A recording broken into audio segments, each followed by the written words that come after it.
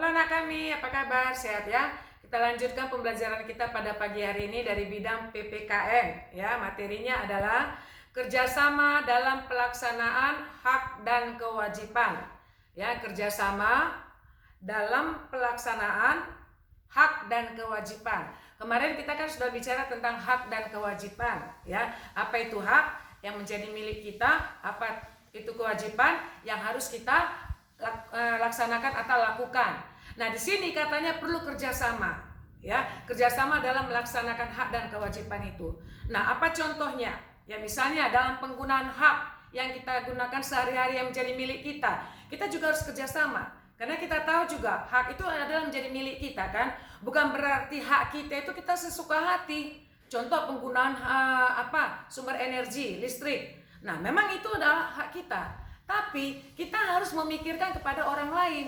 Nah, supaya kita memikirkan kepada orang lain kebutuhan energi tadi, sumber energi tadi, nah kita harus melihat kepada sesama kita. Itulah orang yang dikatakan dengan kerjasama. Ya, misalnya kita saling mengetahui, ya, saling mengetahui bagaimana daerah-daerah mana yang kekurangan sumber energi misalnya.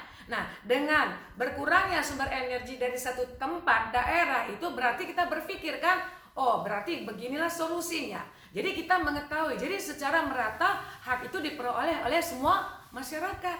Nah, itulah salah satu contoh, ya. Artinya kita tetap kerjasama dengan sesama kita atau dengan orang lain. Nah, dalam kewajiban juga seperti itu, ya. Kewajiban yang menjadi tugas kita, apa yang kita lakukan, apa yang kita kerjakan itu, nah sudah pasti kita harus kerjasama kan. Kita bersama-sama dengan teman kita atau dengan warga lain atau dengan masyarakat lain, ya, untuk melaksanakan, menjadikan kewajiban kita, ya kan. Nah, misalnya apa? Kewajiban kita untuk membayar, ya, pajak bumi bangunan atau PBB. Nah, kita nggak mungkin kita hanya sendiri. Nah, kita himbau juga teman-teman atau saudara-saudara yang lain.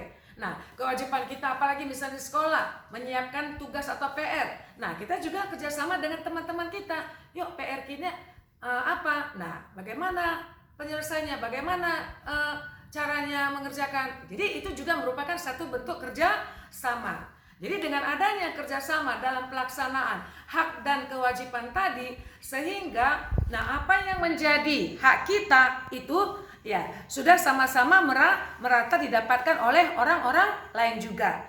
Nah, begitu juga dengan kewajiban.